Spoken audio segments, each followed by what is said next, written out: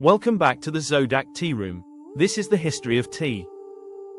I'm your host Brandon, and today we're leaving the bustling markets of the Silk Road behind. We're crossing the sea to Japan, where tea didn't just become a drink, it became a religion.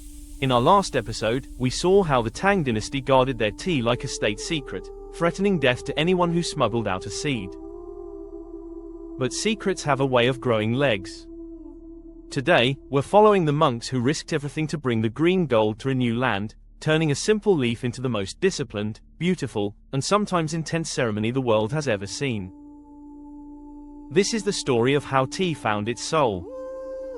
The humble beginnings, the story of rebel monks. The story of Japanese tea begins with a few brave Buddhist monks, most notably a man named Eizai in the 12th century. These monks traveled to China to study Zen Buddhism. They noticed that the Chinese monks could meditate for hours without falling asleep. They were drinking a thick, frothy green powder. Eizai knew this was exactly what the monks back home in Japan needed. He didn't just bring back the teachings of Buddha, he tucked tea seeds into his robes and smuggled them across the ocean. The Kamakura shogunate, the tea for the warrior. When those seeds hit Japanese soil, tea took on a very different vibe than it had in China. The Kamakura shogunate, the era of the samurai, was in full swing. At first, tea was for the elite and the monks. But soon, the samurai realized that the caffeine clarity of tea was perfect for the battlefield. It kept them sharp, calm, and focused. It was the ultimate warrior's fuel. They even started holding massive tea tasting tournaments where the prizes were silk, gold, and weapons. Tea had officially moved from the monastery to the palace. The birth of matcha. While China eventually moved on to steeping whole leaves, Japan stayed true to the ancient Tang style of grinding leaves into a fine powder.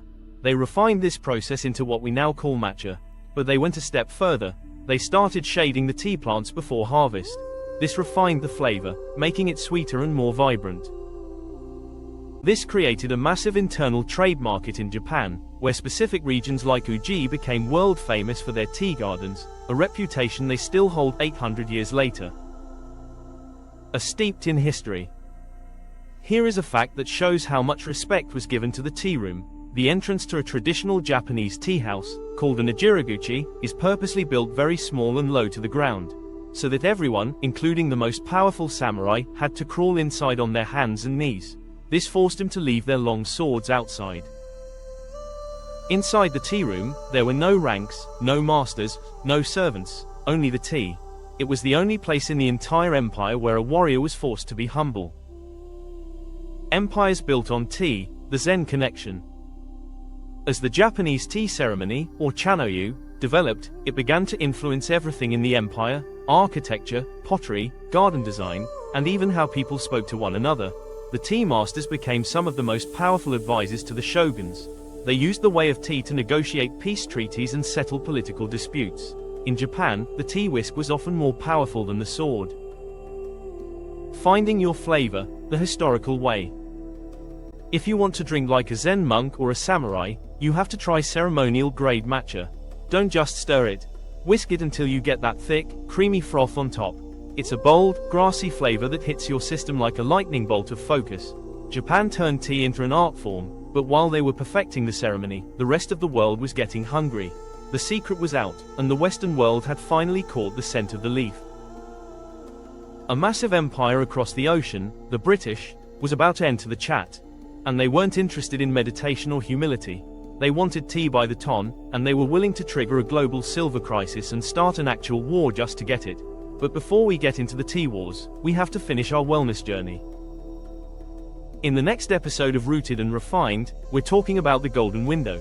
I'm going to show you the exact second you need to pull that tea bag out to maximize your health benefits, and why oversteeping is actually causing your body more stress than the caffeine is worth.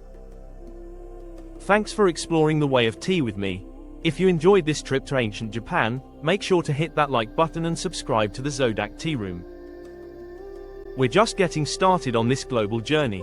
Until next time, stay grounded and keep sipping.